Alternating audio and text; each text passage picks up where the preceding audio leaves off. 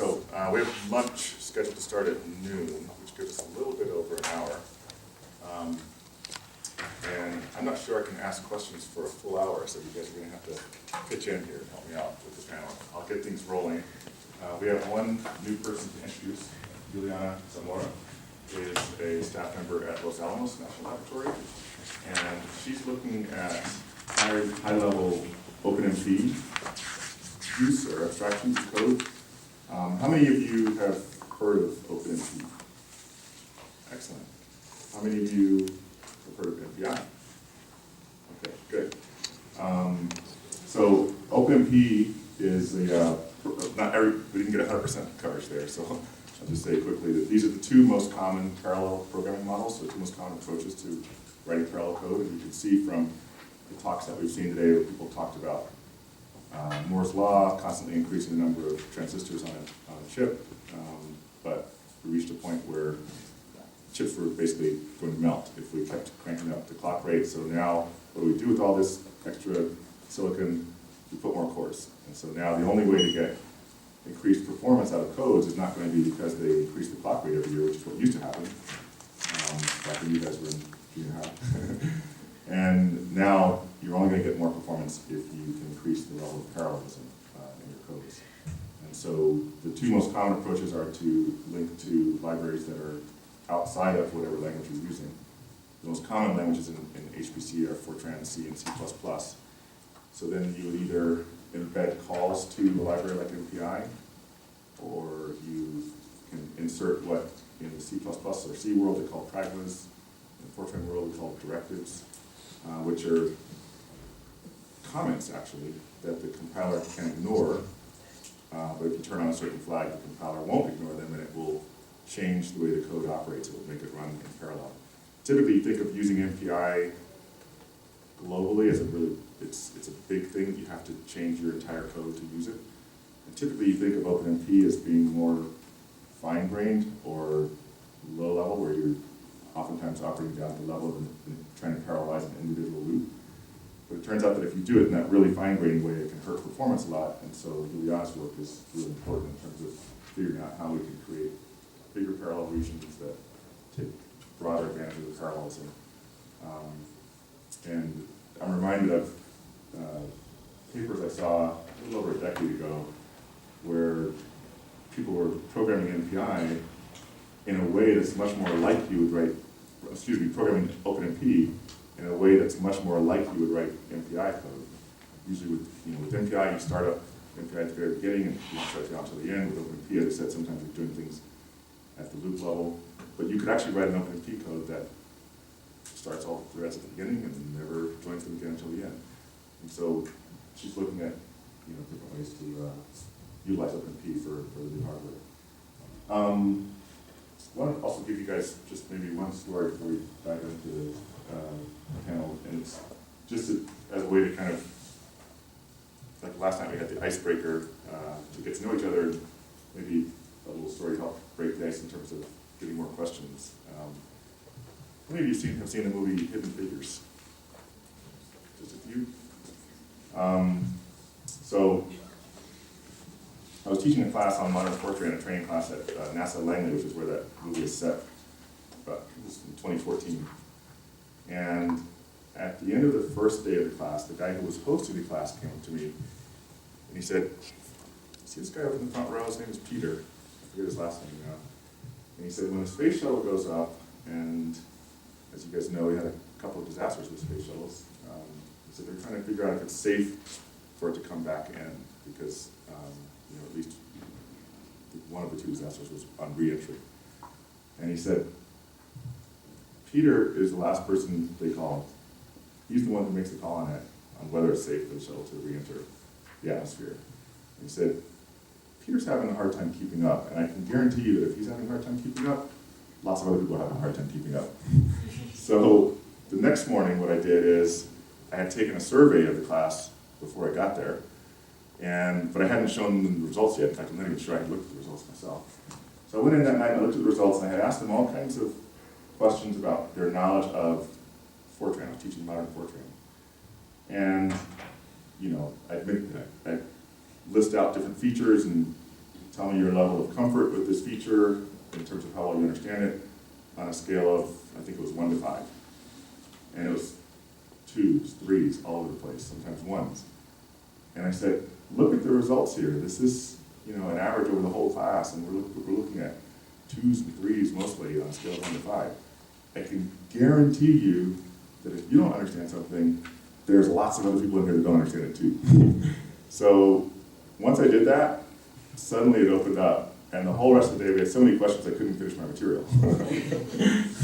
So I saw at one point, I won't name any names or point any fingers, but I saw when I asked you guys about OpenMP, almost everyone in the room raised their hands. There were a couple of folks who didn't raise their hands, and I saw a couple of them look at each other like, uh-oh. Don't be concerned about that. You're here to ask questions. You're here to figure out, how to get to where we are and how to learn from what the people on the panel are doing. And the best way to do that is to dive in and ask questions. So, with that, we have one more panelist who will join us who's not here yet. She'll be coming a little bit late. She's teaching right now. I'll let her introduce herself when she comes. And so, the biggest motivator for this panel session is to think about sort of how you got your start, in research, and what was your first experience in research. And I'm also thinking you can talk about how that relates to what you're doing now. And of course, we have a range of experience levels here. Sarah's chief scientist at startup. Yuliana is a staff member in beginning graduate studies. She's taking computer science classes here, planning to start a PhD program in the fall here or elsewhere. And Dominic is full-time staff at both Alamos. So not all of you have been in research maybe for a long time, so you can talk about what you're doing. Or let's think about how you got started. What was that first research project, and are you on a similar path now, or is it totally different? Did that experience help you with what you're doing now? And I think given the amount of time we have, you can feel free to talk as long as you like. And then we'll take questions from the audience, and I'll answer questions myself. Okay. So my undergraduate studies was completely different than what I'm doing right now. I did structural engineering, but I did take a lot of mechanical engineering courses, electrical engineering courses, and I didn't realize in high school, that computer science, you can have a career in computer science. I know it sounds ridiculous right now, but I just didn't realize you could do that, and I just enjoy those classes so much. I didn't realize that you could have a career that you could have fun in. Like when I was learning about H-bridges and transistors, I was like, this is so much fun. And everyone else was having such a hard time. And I was like, I just didn't realize I could go into that career. So I graduated, I went into a consulting firm, and I was like, this isn't fun at all anymore. And I started writing scripts to automize what I was doing. And in the beginning, my boss was like, what are you doing? Why are you spending so much time writing the scripts? It's not helpful. And I'm like, just give me a week to finish this, and then I'll be able to do everything like much, much faster. Anyways, he ended up liking me after that week a lot more.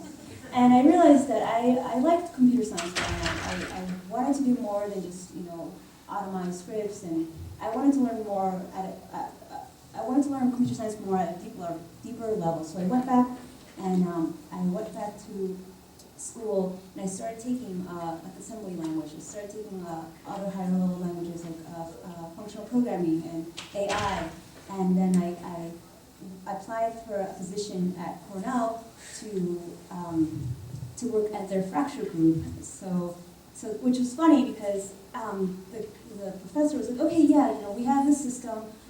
We want you to put software on it. I was like, okay, great. To me, not having known anything about HPC at this point, I was like, oh, I'm going to go into a room. There's going to be a computer. I'm going to put some software on it.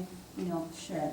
He gave me the keys to the room. And I was like, okay, that's weird. And I go into the room. It was about this size, and they were just these Intel nice corner, huge servers in boxes, all wrapped up in the tape. And I was like, oh my god, I actually have to put a server together.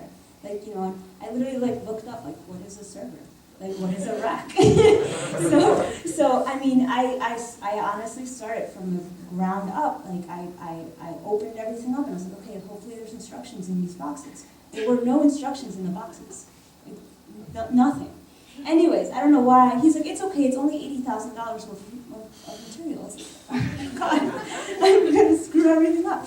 So anyways, I didn't. I ended up doing a good job, and he offered me to continue on and doing research and compiling VASP and LAMPS for his groups on these new machines that there wasn't any, like I said, there wasn't any instructions on them. He had us write a blog on what we were doing because he was in Switzerland at this point.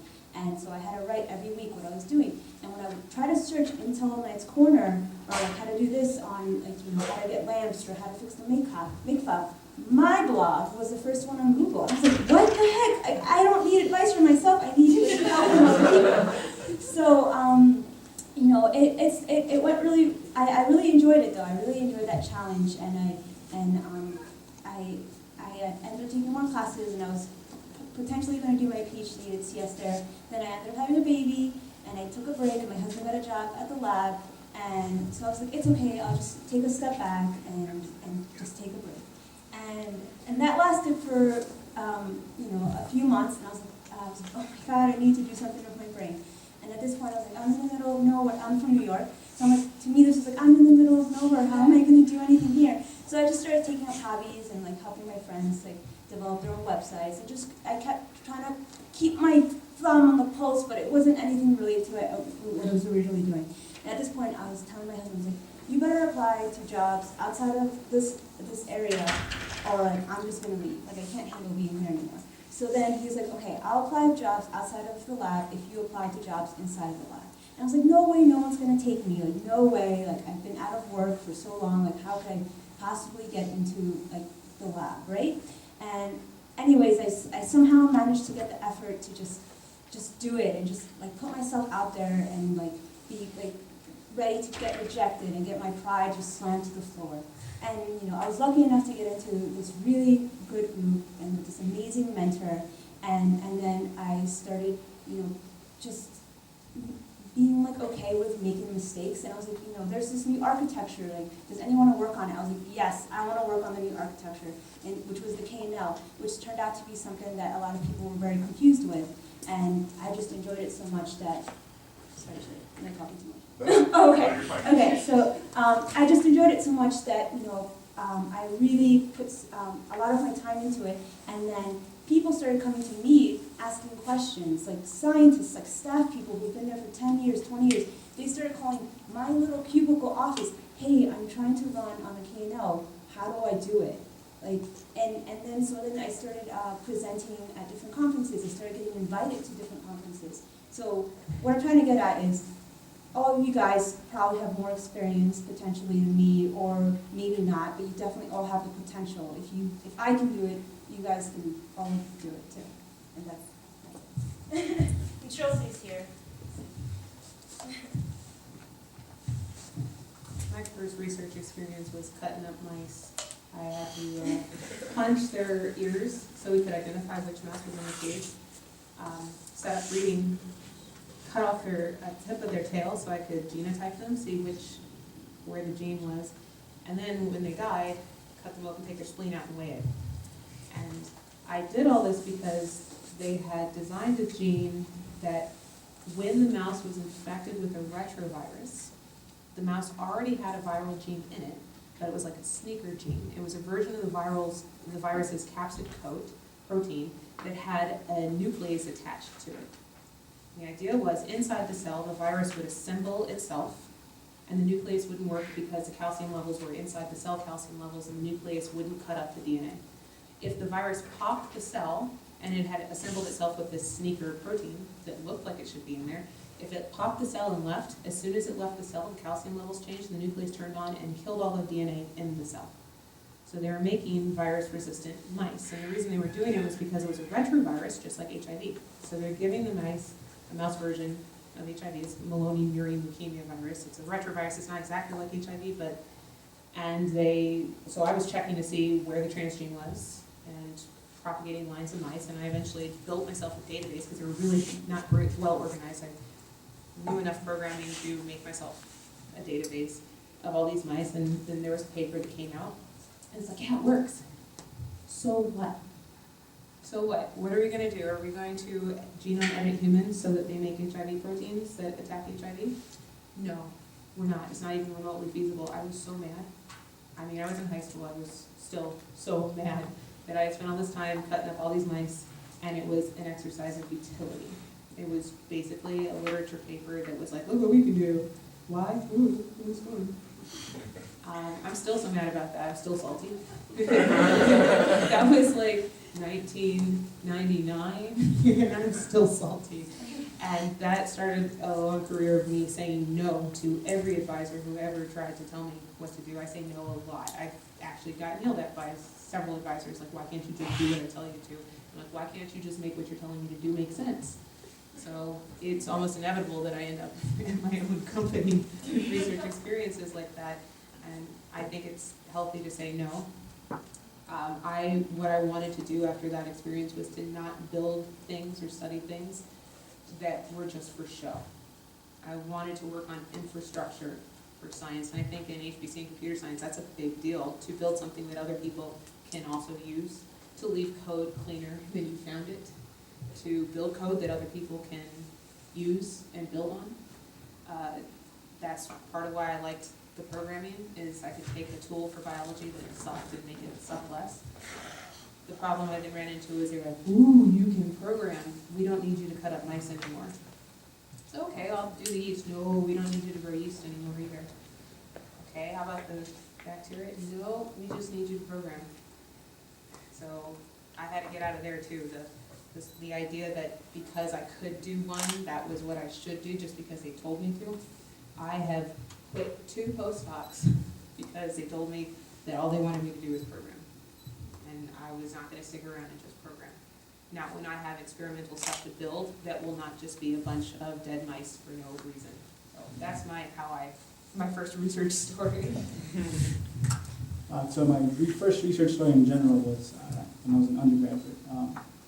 We had to develop a compiler as part of our capstone project and things like this. And our professor was really good about it, so he treated the class like we were in industry, and even though all this research had already been completed, what he basically said was, you do the research, you replicate the research, and we're going to write papers, and we're going to pretend like we're doing this research ourselves, to really give you a sense of what it takes to make it. And that was really the most interesting thing about, I mean, some compilers are great, and all the mathematics along with it is great too, but being able to say, I sort of know what the answer is, I need to figure out how to get there, was truly amazing.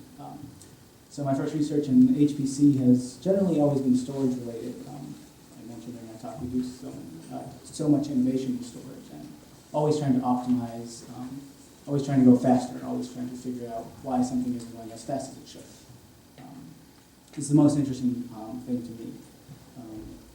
More recently, I've been getting a little more involved in economic research, which you don't think really matters in HPC, right? She mentioned, oh, it was only $80,000 worth of servers, but truly with so many parts and we're getting into exascale and we're buying so much stuff, economics is playing such a larger role in that. So using linear programming to produce economic models and make choices for you is really how we're moving forward. So we have another speaker joining us on the panel. Trilce, I remember her first name. Tell me your last name. Estrada. She's in the computer science department here, assistant professor, and she's done a lot of work in big data, machine learning, and she's interested in doing work that impacts science, health, education, so really spanning a lot of fields. I'd be curious how you define big data. I have a friend who's taught big data a bit, and he said big data is where the size of data is the major part of the problem of what you're dealing with. So it's not that there's some specific size, because it's going to be dependent on what hardware you have, but somehow that issue of the size is a major part of the problem. So I don't know if you agree with that interpretation, but and as I said, we're talking about, So big data for me is when data is the main challenging aspect of your computation. It could be because of volume, but not always. Sometimes it's because of speed. You are getting data so fast, and you need to analyze that so quick to make decisions in real time that's challenging. Even if your data is not that large, because of the speed, that's one of the problems. It could be variability. So now there are like 3 V's of big data: volume, velocity, variability, and then another 50, because everybody's trying to do big data nowadays, and they are trying to fit every problem into big data. But those 3 initial V's, like velocity, volume, and variability, are very important. Sometimes what you have is you need to fuse multiple data sources. And the problem is not that the data is too large, it's that they are so different, and you need to make sense of that. So for me, big data is when the challenging aspect of your problem is because of data, regardless of size, regardless of other characteristics. Okay, so sorry for being late. I was in class and I had to run here from the other side of campus, so I just got a little bit late. So let me think. The way in which I started research was basically when I was finishing my undergrad. So I was an undergrad in Mexico, and I was studying informatics, which it was kind of a new career in Mexico because we didn't have that kind of technological careers back then. And I just hated that. I hated that. I was at the end and I was just thinking quitting. I was like, this is not for me, this is not what I want to do. The prospect of jobs that I was having in Mexico, they were terrible. I was going to be sitting in an office 8 hours a day. Yeah, that's what I do now too.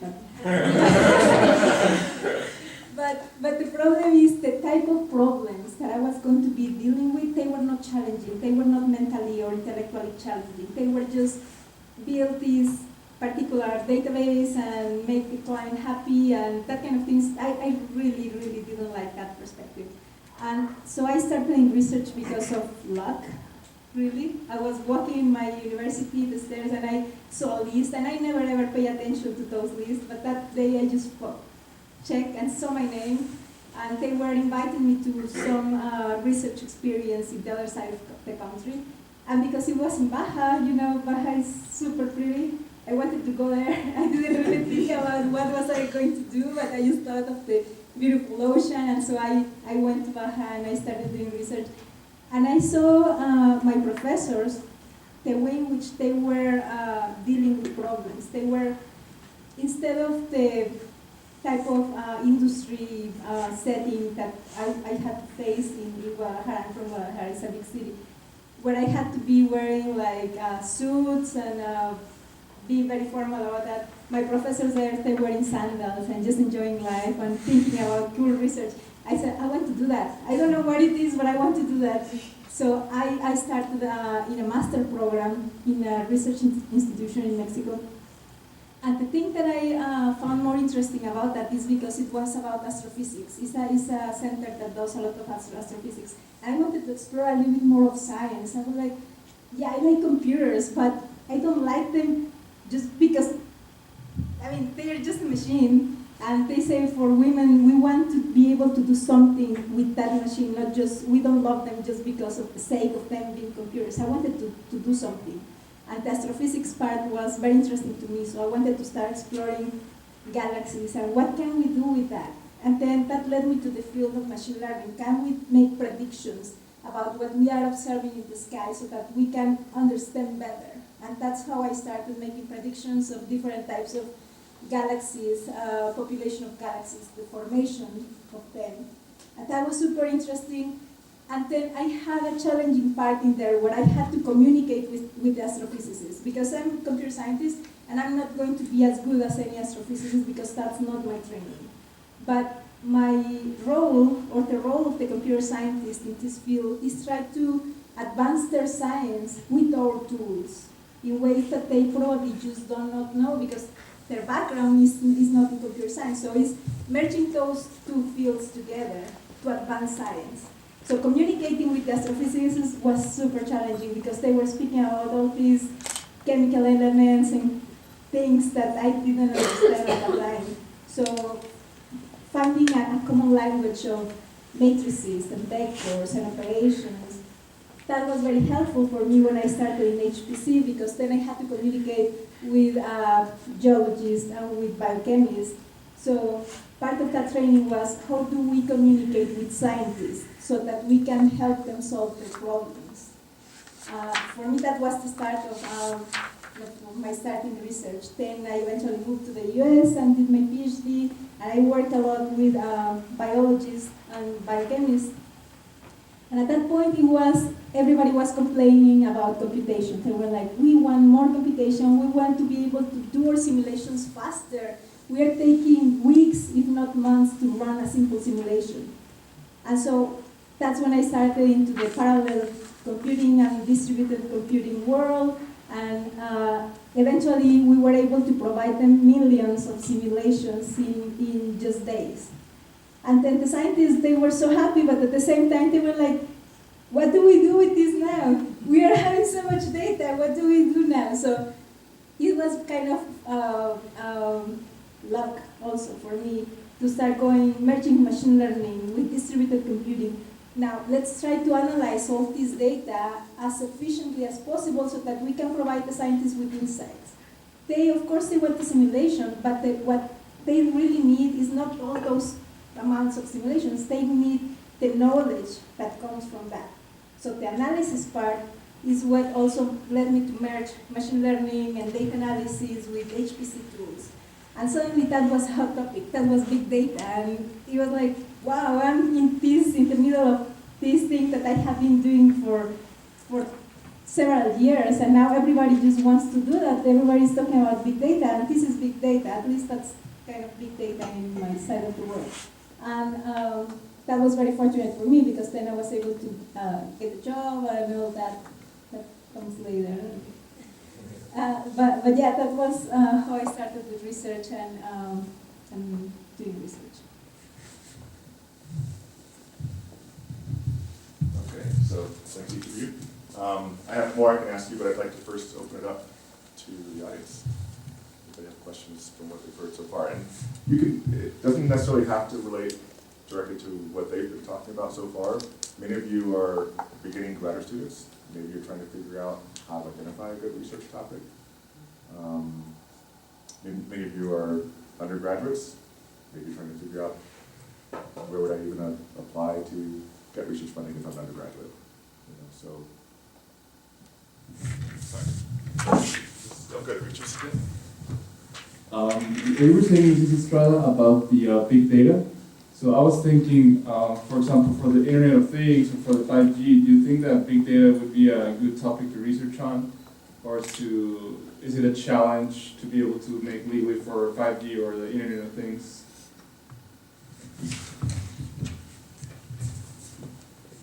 Yeah, with the Internet of Things, you are going to have enormous data, not just big data. So every kind of device is going to be sending you things. And then you need to be able to analyze what to do with that, because we don't want data for the sake of data. We want data to be able to improve in some way, to make predictions or to make refinements in the systems, or to make predictions not about just the system, but about also the other complex systems around that, in this case the human, how the human is interacting. And big data, I just hate the term of big data, because it's so broad, and everybody's just talking about that it loses its meaning. So if you're going to be doing Internet of Things, don't focus on big data as it is, but find what part of big data or what is called big data right now is it that you are interested in. Are you interested in stream mining, or are you interested in forecasting or processing, whatever it is? But don't go with these buzzwords. They just don't mean anything. They are good at the moment that for you to find a job, because then when I was doing my CV, I just put big data and everybody wanted to interview me. It didn't mean anything. It really just meant that I had the expertise in these two worlds, machine learning and HPC, and it was now applied to big data. But for me, it didn't mean anything. It was just an opportunity, and it still is. It's an opportunity. It's something that gets people attention. But when you are defining a research project, get away from those definitions, because they are too broad to mean anything.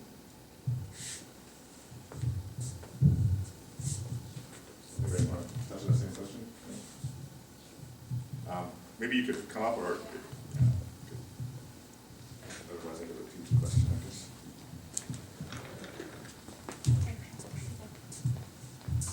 I have a question to her again. Okay, sure. So, would you mind giving us some specifics on the kind of projects you are doing here in the university? Sure. Well, my group is a little bit big. So I have about 8 students, and everybody's working on different things. One of my main research areas is in distributed systems, and how do we make sense of data that is distributed, but that you cannot communicate, and you cannot communicate because of multiple issues. One would be volume. Maybe the volume is too large, that it will be more feasible to have UPS delivering your data from one side to another. And so that's the takes time. But sometimes it's not that, sometimes it's because of privacy. If you are speaking about medical data, for example, you cannot share your data